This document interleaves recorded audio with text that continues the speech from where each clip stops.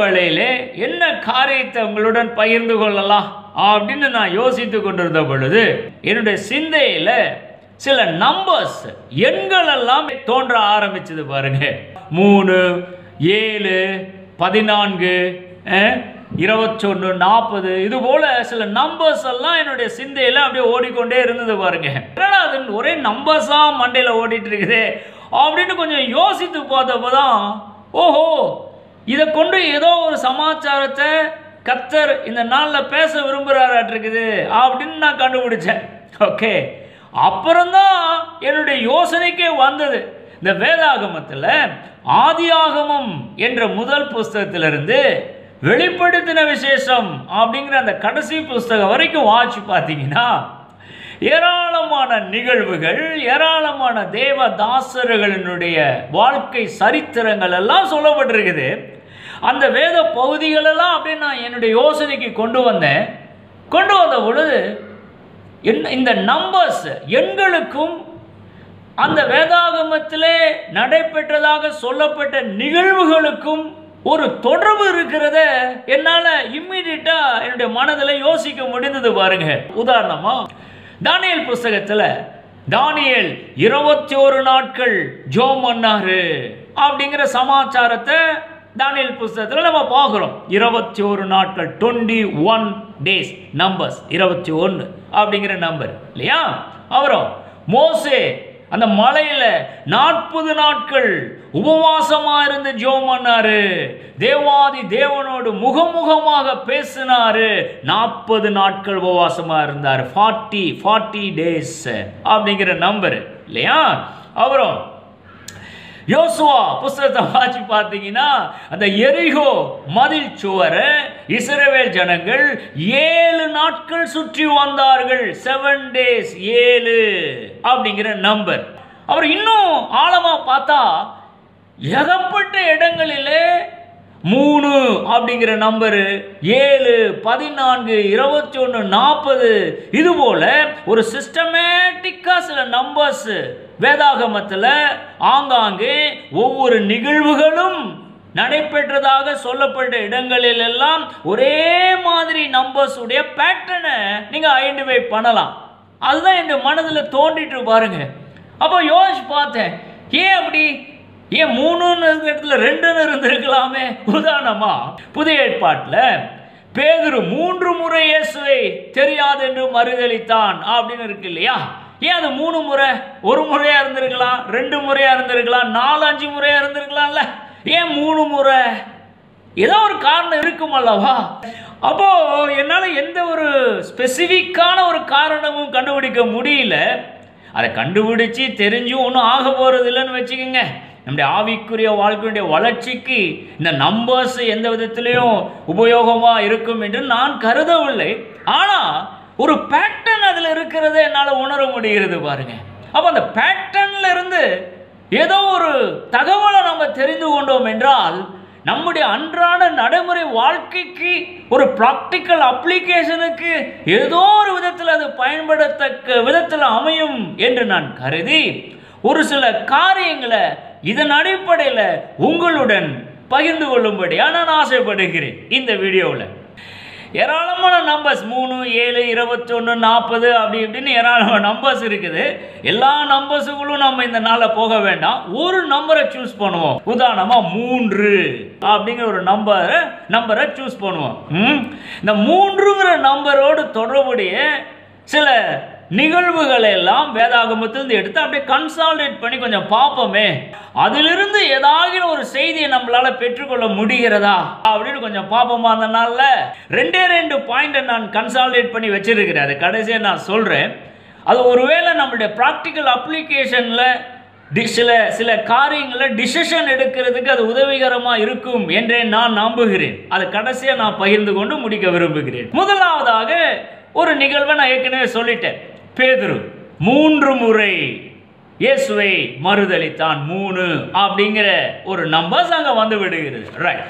அதை தாண்டி ஆண்டவராகிய இயேசு கிறிஸ்துனுடைய சோதனைகள் 3 முறை சோதிக்கப்பட்டார் அப்படின்னு மத்தேயு 4ஆம் அதிகாரத்தில் வாசிக்கிறோம் அல்லவா.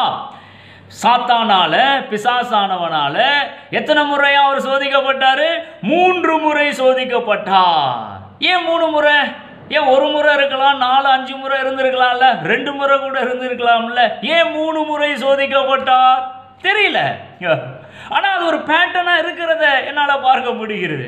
அப்புறம் 2 கொரிந்தியர் 12ஆம் அதிகாரத்தில் வாட்சி பாருங்க. 2 கொரிந்தியர் 12ல அப்போஸ்தலனாகிய பவுல் சொல்றாரு, புலம்புறாரு, சாத்தானுடைய தூதன் போல ஒரு முள்ளு என்னை கொட்டிக்கொண்டே இருக்குது.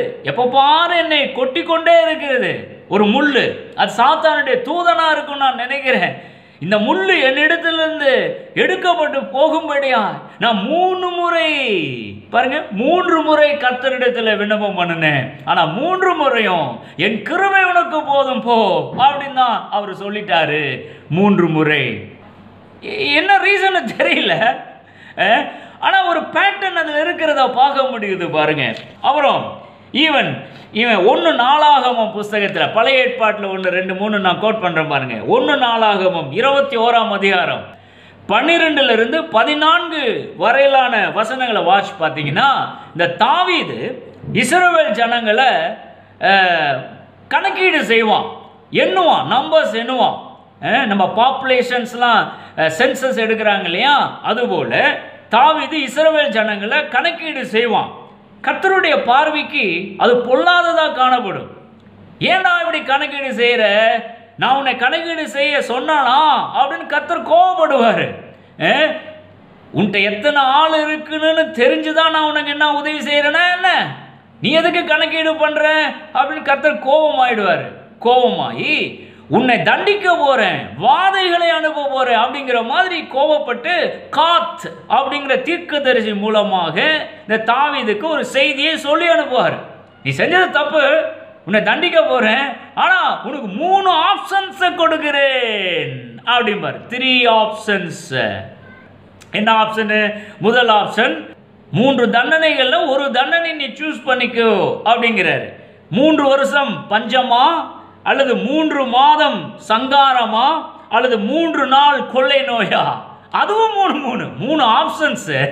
அந்த 3 ஆப்ஷன்ஸுக்குள்ளேயும் போய் பார்த்தீங்கன்னா ஒவ்வொரு ஆப்ஷன்ஸும் பார்த்தீங்கன்னா 3ங்கிற நம்பர் வருது. 3 வருஷம் பஞ்சமா, 3 மாதம் சங்காரமோ, 3 நாள் கொள்ளை நோயா. ஏன் அப்படி தெரியல, ஒரு பேட்டர்ன் இருக்கிறது. கடைசியில் 2 பாயிண்ட் நான் சொல்லும்படியா விரும்புகிறேன், அது கடைசியில் நான் சொல்றேன். அப்புறம் என்னாகமம் 22ஆம் அதிகாரம், என்னாகமம் 22ஆம் அதிகாரத்தில் 23வது வசனத்திலிருந்து 28வது வசனம் வரைக்கும் வாட்சி பாருங்க. பாலாக் பிலேயாம் கதை. இஸ்ரவேல் ஜனங்களை எப்படியாச்சும் சபிக்க வேண்டும் அப்படின்னு பாலாக் முடிவு பண்ணி பிலேயாம அழைத்து கொண்டு வருகிறான். கூலி கொடுத்து, காசு கொடுத்து அழைத்து கொண்டு வருகிறான் இல்லையா. அந்த கதை அங்கே தானே இருக்குது. அந்த பிலேயாம் சபிக்கவே மாட்டான், சபிக்க முடியாது அவனால இல்லையா. இவன் பிலேயாம் சபிக்கும்படியாய் போகிற வழியானது கர்த்தருடைய பார்வைக்கு பொல்லாப்பாய்ப்படுகிறது. எப்படியாவது இந்த பிலேயாம தடை பண்ணிடணும் அப்படின்னு ஒரு முயற்சியில கடவுள் ஈடுபடுகிறாரு. அப்படி ஈடுபடுகிற காரியத்தை கூட நீங்க உன்னிப்பா வாட்சி பார்த்தீங்கன்னா என்னாகும் 22ஆம் அதிகாரத்தில் இந்த பிலேயாம் கழுத மேல போயிட்டு இருப்பான். கர்த்தர் தம்முடைய தூதனை அனுப்புவாரு. உருவின பட்டயத்தை கையில வச்சுட்டு அந்த கழுதை போயிட்டு இருக்கும். கழுத மேல பிள்ளையாம உட்காந்து போயிட்டு இருக்கிறான். கழுதைக்கு வழி விடாதபடிக்கு நடுவுல வந்து உருவின பட்டயத்தோட அந்த தூதன் நின்னுக்குவான் பாருங்க. நின்னுட்டு இடம் விட மாட்டான் தூதன். அந்த இடத்துலயும் பாத்தீங்கன்னா 3 முறை இந்த பிலேயாமினுடைய பிரயாணத்தை தேவதூதன் மூலமா கர்த்தர் தடை பண்ணுகிறாரு. இஸ்ரவேல் ஜனங்களை சபிக்காதபடிக்கு 3 முறை. நீங்க வாட்சி பார்த்தீங்கன்னா தெரியும். என்னாகும் 22ஆம் அதிகாரம் 23-28. முதல் முறை வழியிலே தூதன் நின்று கொண்டான் உருவின பட்டயத்தோடு. கழுத அதுக்கு மேல போக முடியல. வழியிலே 1 ஃபர்ஸ்ட் ஆப்ஷன். 2வது திராட்சை தோட்டங்களின் பாதையில, திராட்சை தோட்டம் இந்த சைடு இருக்குது, அதுக்கு அதனுடைய பாதையில போய் இந்த தூதன் நின்று கொண்டான். 2வது. 3வது இடுக்கமான இடத்துல போய் தூதன் நின்று கொண்டான். 3 ஆப்ஷன்ஸ். 3 முறை தடை பண்ணுகிறான். அதனால ஒண்ணுமே பண்ண முடியல. அதையும் மீறி இவனுக்கு கோபம் வந்துருச்சு. பிலேயாமுக்கு கழுதையை போட்டு அடிக்கிறான். ஆனால் இவன் கண்கள் திறக்கப்படவில்லை. அப்புறம் கழுதினுடைய வாயை கர்த்தர் திறக்கிறாரு. கழுதின் மூலமா அந்த பிலேயாமோடு கர்த்தர் பேசுறாரு பாருங்க. அதுக்கப்புறம் சரண்டர் ஆகிறான். இஸ்ரவேல் ஜனங்களை சபிக்க முடியல. ஸோ இந்த நிகழ்வுலையும் நீங்க உன்னிப்பா கவனிச்சு பார்த்தீங்கன்னா 3 ஆப்ஷன்ஸ், 3 முறை ஆப்ஷன்ஸை கொடுக்கிறாரு கர்த்தர்.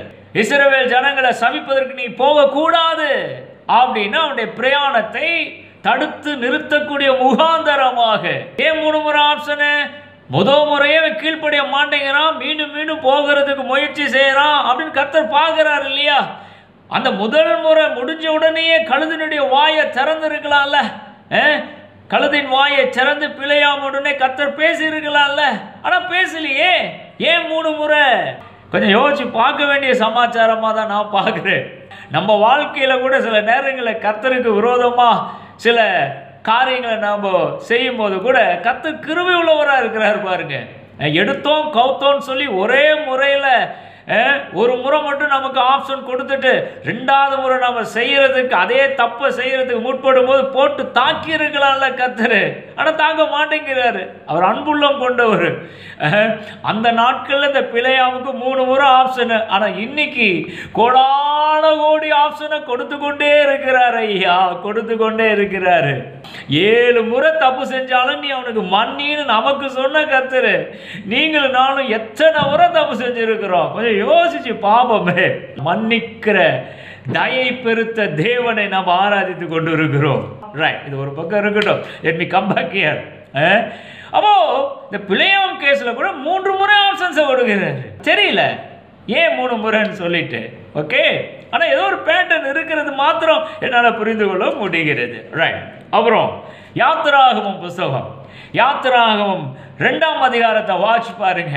மோசே அப்படிங்கிற குழந்தை பிறக்கிறது. பார்வோன் இந்த குழந்தைகள் எல்லாம் வெட்டி நெயில் நதியில தூக்கி போட்டுருங்க அப்படிங்கிற மாதிரி கட்டளை பிறப்பித்து இருக்கிறான். இந்த குழந்தைய காப்பாற்ற வேணுமே. பெத்த வயிறு அப்படியே பத்திக்கிட்டு எரியுது. எப்படியாச்சும் குழந்தைய பாதுகாக்கணும்னு சொல்லிட்டு அந்த தாயார் முற்படுகிறாரு. எவ்வளவு நாள் பாதுகாக்க முடியும்? பிள்ளை வளர்ந்து கொண்டே போறானே இல்லையா, ரொம்ப நாள் பாதுகாக்க முடியாது. ஆனால் ஒரு குறிப்பிட்ட காலம் வரைக்கும் அந்த தாயார் அந்த மோசே குழந்தையை பாதுகாத்தார். யாத்திராவும் 2ஆம் அதிகாரத்தை வாட்சி பார்த்தீங்கன்னா தெரியும் எவ்வளோ காலம் பாதுகாத்தார் அப்படின்னு கூர்ந்து வாச்சிங்கன்னா 3 மாதம் அளவும். ஏன் அது 2 மாதமா இருக்கக்கூடாது, 4 மாதமா இருக்கக்கூடாது? 4 மாதத்துக்கு 3 மாதத்துக்கு என்ன டிஃபரெண்ட்? என்ன பெரிய டிஃபரெண்ட் இருக்க போகுது? ஏன் 3 மாதம் அளவும் பாதுகாத்து இருக்கிறான். அதுக்கப்புறம் காப்பாற்ற முடியல, பாதுகாக்க முடியலன்னு சொல்லிட்டு நாணல் பெட்டியில வச்சுட்டு நெயில் நதியில் விடுகிறான். ஓகே, அது டிஃபரெண்ட் ஸ்டோரி. ஏன் 3 மாதம் வரைக்கும்? அப்போ இந்த வேதாகம் முழுவதும் அப்படியே நீங்க பார்த்தீங்கன்னா இந்த 3 மாதம் 3 நாட்கள் 3 வருஷம் 3 முறை இதெல்லாம் ஒரு பேட்டர்னா இருக்கிறத நம்மளால பார்க்க முடிகிறது அல்லவா?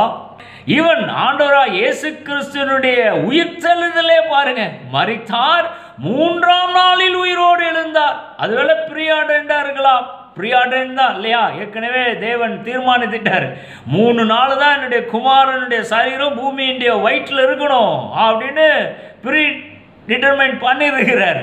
அதுக்கு அடையாளமாக கூட யோனா பெரிய திமிங்கலத்தினுடைய வாயிலே 3 நாள் அவன் இருப்பான்.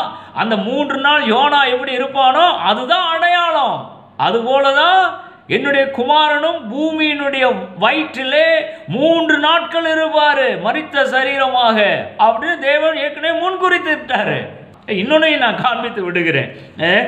நீங்க மத்தேயு 18ஆம் அதிகாரத்தை வாட்ச் பாருங்க. மத்தேயு 18ஆம் அதிகாரம் 16வது வசனம்.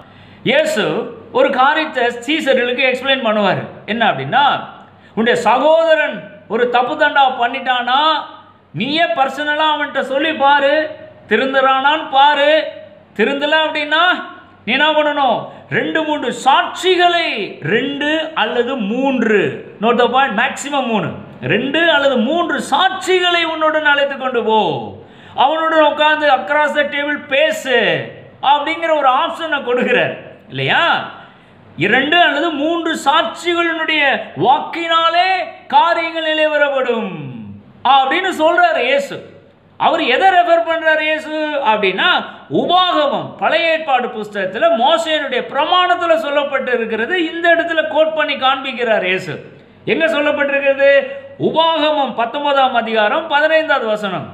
ஒரு சாட்சியை வச்சு நீ நியாயம் சொல்லிராத, 2 அல்லது 3 சாட்சிகளினாலே காரியங்கள் நிலைவரப்படும் அப்படின்னு அந்த பிரமாணத்தில் சொல்லப்பட்டிருக்கிறது. இயேசு இங்க கோடிட்டு காண்பிக்கிறார் 3 சாட்சிகள், மேக்சிமம் 3 சாட்சிகள். அப்போ அதே பேட்டர்னை அப்போஸ்தலன் பவுல் கூட அடாப்ட் பண்றாரு. எங்க பார்க்கலாம்னா 2 கொரிந்தியர் 13ஆம் அதிகாரம் 1வது வசனம். 2 கொரிந்தியர் 13:1 பார்த்தீங்கன்னா பவுல் சொல்றாரு, என்ன சொல்றாரு? சகல காரியங்களும் 2-3 சாட்சிகளுடைய வாக்கினாலே நிலைவரப்படும். இவர் எங்க இருந்து இந்த வார்த்தையை பிடிச்சாரு? மேக்சிமம் 3 சாட்சிகள் அப்படிங்கிறத இந்த இயேசு சொன்ன உபதேசத்திலிருந்து தான் பிடிக்கிறாரு. அவர் 1 தீமோத்தி 5ஆம் அதிகாரம் 19வது வசனத்தை வாட்ச் பார்த்தீங்கன்னா கூட அங்க பவுல் தீமோத்திக்கு கடிதம் எழுதுவது கூட அங்கேயும் கோட் பண்றாரு. மூப்பனானவனுக்கு விரோதமாக ஒருவன் செய்யும் பிராதை 2-3 சாட்சிகள் இல்லாமல் நீ ஏற்றுக்கொள்ளக்கூடாது. 3 மேக்சிமம் சாட்சிகள். பார்த்தீங்களா? இந்த 3 அப்படிங்கிறதுல ஒரு பேட்டர்னா வருகிறத நம்மளால காண முடிகிறது அல்லவா? ஸோ அந்த பேட்டர்ன்ல இருந்து நம்முடைய அன்றாட வாழ்க்கைக்கு பயன்படக்கூடிய விதத்தில் ஒரு 2 பாயிண்ட்ஸை மாத்திரம் உங்களுக்கு முன்பாக நான் வைக்க விரும்புகிறேன். ரைட்? அந்த பேட்டர்ன்ல இருந்து நம்பர் 3 அப்படிங்கிற அந்த பேட்டர்ன்ல இருந்து என்ன 2 பாயிண்ட்ஸ் அப்படின்னா, முதல் பாயிண்ட், அநேக நேரங்களிலே நம்முடைய வாழ்க்கையில ஒரு சில விஷயத்துக்கு ஒரு முக்கியமான டிசிஷன், ஒரு முடிவு எடுக்க வேண்டிய ஒரு சூழல்ல நீங்க காணப்படுவீங்க. முக்கியமான ஃபேமிலி ரிலேட்டட் மேட்டர்னு வச்சுக்கிங்களேன். நீங்க எடுக்கிற டிசிஷன் தான். நீங்க தப்பா கொஞ்சம் முடிவு எடுத்துட்டீங்கன்னா எல்லாமே கொலாப்ஸ் ஆகி போயிடும் அப்படிங்கிற ஒரு சூழல் உருவாயிருக்குன்னு வச்சுக்கோங்களேன். அப்போ ஒரு டிசிஷன் நீங்க எடுத்தே ஆகணும். நீங்க மைண்ட்ல ஏற்கனவே ஒரு டிசிஷன் எடுத்துட்டீங்க. நீங்க யோசிக்கிறீங்க, ஆஹா இந்த காரியத்தை இப்படி பண்ணா நல்லா இருக்கும், ஆனா இப்படி அப்படி பண்ணிட்டோம்னா இந்த காரியம் சொதைப்பிடும், ரைட்டு நம்ம இப்படி பண்ணுவோம் அப்படின்னு ஒரு டிசிஷன் மண்டையில ஓடிட்டு இருக்குது. ஆனா உங்களுக்கு என்ன பிரச்சனைனா அதை கன்ஃபார்ம் பண்ணணும். எப்படியாச்சும் கன்ஃபார்ம் பண்ணணுமே, நான் எடுக்கிற டிசிஷன் மண்டையில யோசிக்கிற டிசிஷன் கரெக்ட் தான் அப்படின்னு கன்ஃபார்ம் பண்ணணுமே அப்படின்னு நீங்க யோசிக்கிறீங்க. அதுதான் உங்களுடைய பிரச்சனை இல்லையா? அப்போ எப்படி அது கன்ஃபார்ம் பண்ணலாம் அப்படின்னா, இப்போ நம்ம என்ன கற்றுக்கொண்டோம்? அந்த பேட்டர்ன் நம்பர் 3ங்கிற பேட்டர்ன்ல 2-3 சாட்சிகளுடைய வாக்கினாலே காரியங்கள் நிலைவரப்படும் அப்படின்னு ஒரு பேட்டர்ன் அங்க பார்த்தோம் அல்லவா? அதை இங்க அப்படியே அப்ளை பண்ணி பாருங்க. அவ்வளவுதான். எப்படி அப்ளை பண்ணலாம்? ஒரு டிசிஷன் உங்க மைண்ட்ல ஓடிட்டு இருக்குது, இதை கன்ஃபார்ம் பண்ணணும். அப்ப என்ன பண்ணணும்? உங்க மைண்ட்ல நீங்க எடுத்திருக்கிற முடிவை போலவே அதிகபட்சம் ஒரு 3 நபர்கள் அதே குறிப்பிடத்தக்க காரியத்துக்கு முடிவை எடுத்திருக்கும் பட்சத்தில் நீங்க எடுத்திருக்கிற முடிவு 100க்கு 100 சரியான முடிவு அப்படின்னு நீங்க கன்ஃபார்ம் பண்ணிக்கலாம். உங்க பிரச்சனை என்ன? நீங்க எடுத்திருக்கிற முடிவு சரியா தப்பான்னு தெரியல, கன்ஃபார்ம் பண்ணணும். அதான உங்க பிரச்சனை. இப்ப கன்ஃபார்ம் ஆயிடுச்சு. ஏன்னா நீங்க எடுத்திருக்கிற முடிவை போலவே அதிகபட்சம் 3 நபர்கள் அதே போல ஒரு முடிவை அந்த குறிப்பிட்ட காரியத்துக்கு எடுத்திருக்கிறாங்க. அப்ப 4 நபர்களுடைய முடிவும் ஒன்னா இருக்குது அந்த குறிப்பிட்ட விஷயத்துக்கு. அப்ப கன்ஃபார்ம் சரியா நீங்க போயிட்டு இருக்கீங்கன்னு அர்த்தம். பாத்தீங்களா? அந்த நம்பர் 3 அப்படிங்கிற பேட்டர்ன் எந்த விதத்துல நம்முடைய நடைமுறை வாழ்க்கைக்கு பிராக்டிக்கலா அப்ளை ஆகுது அப்படிங்கிறத நம்மளால பார்க்க முடிகிறது அல்லவா? ரைட். இப்ப 2வது பாயிண்ட். எதுக்கு 2வது பாயிண்ட்? அந்த நம்பர் 3ங்கிற பேட்டர்னை நம்முடைய அன்றாட வாழ்க்கையில பிராக்டிக்கலா அப்ளை பண்ணக்கூடிய விதத்துல 2வது பாயிண்ட். ரைட். ஓகே. இந்த 2வது பாயிண்ட்ல என்ன நான் காண்பிக்க விரும்புகிறேன் அப்படின்னா, சப்போஸ் ஒரு குறிப்பிட்ட காரியத்துல நீங்க தான் பாஸ். நீங்க என்ன டிசிஷன் எடுத்திருக்கீங்களோ அந்த டிசிஷன் தான் கடைசியில எக்ஸிக்யூட் பண்ணப்பட போகிறது. யாரும் எதிர்த்து நிற்க போறது இல்லை அப்படின்னு நீங்க நினைச்சிட்டு ஒரு டிசிஷன் எடுத்துட்டீங்க ஒரு குறிப்பிட்ட காரியத்துக்கு. ஓகே. ஆனா அன்பார்ச்சுனேட்டா கொஞ்ச நாள் கழிச்சு பார்த்தீங்கன்னா நிறைய பேர் கொடி பிடிச்சிட்டான். அது எப்படி அவர் பாஸா இருக்கலாம், இந்த டிசிஷன்லாம் நாங்கள் ஒத்துக்க மாட்டோம் அப்படிங்கிற மாதிரி எல்லாரும் கொடி பிடிச்சிட்டு வந்து உங்கள் ரூமுக்கு முன்னால் நின்றுட்டாங்கன்னு வச்சுக்கிங்களேன். இப்போ இந்த சூழலில் நீங்கள் பாஸாக இருக்கிறவங்க எப்படி அதை ஹேண்டில் பண்ணுவீங்க? கொஞ்சம் யோசிச்சு பாருங்களேன். அப்போது நம்ம என்ன அப்ளை பண்ணலாம்? இந்த நம்பர் 3 பேட்டர்னை இங்கே கொண்டு வரலாம். ரைட், எப்படி அப்படின்னா இங்கே பாருங்கய்யா, நான் பாஸ், நான் ஒரு முடிவு எடுத்துட்டேன், இந்த முடிவு தான் கடைசியில் நான் எக்ஸிக்யூட் பண்ண போகிறேன். ஆனால் நீங்கள் எல்லாரும் கொடி பிடிச்சிட்டு என் முன்னால் வந்துட்டதுனால உங்களுக்கு 3 ஆப்ஷன்ஸை தருகிறேன். Note the point, number 3 pattern. உங்களுக்கு நான் 3 ஆப்ஷன்ஸ் தருகிறேன். இது முதல் ஆப்ஷன், இது ரெண்டாவது ஆப்ஷன், இது மூணாவது ஆப்ஷன். இந்த 3 ஆப்ஷன்ஸில் நீங்கள் ஒரு ஆப்ஷன்ஸை சூஸ் பண்ணிக்கலாம். அந்த அளவுக்கு உங்களுக்கு நான் ஃப்ரீடம் தரேன். ஆனால் முடிவு இதுதான். ரைட், இந்த முடிவில் ஓரளவுக்கு ஃப்ளெக்சிபிளாக இந்த 3 ஆப்ஷன்ஸை உங்களுக்கு நான் தரேன். இதுக்கு மேலே என்னால் ஒன்றும் பண்ண முடியாது. ரைட், இந்த 3 ஆப்ஷன்ஸில் ஒரு ஆப்ஷன்ஸை நீங்கள் சூஸ் பண்ணலாம் அப்படிங்கிற மாதிரியான ஒரு டிசிஷனை, ஒரு எக்ஸிக்யூஷனை நீங்கள் as a boss you can carry out.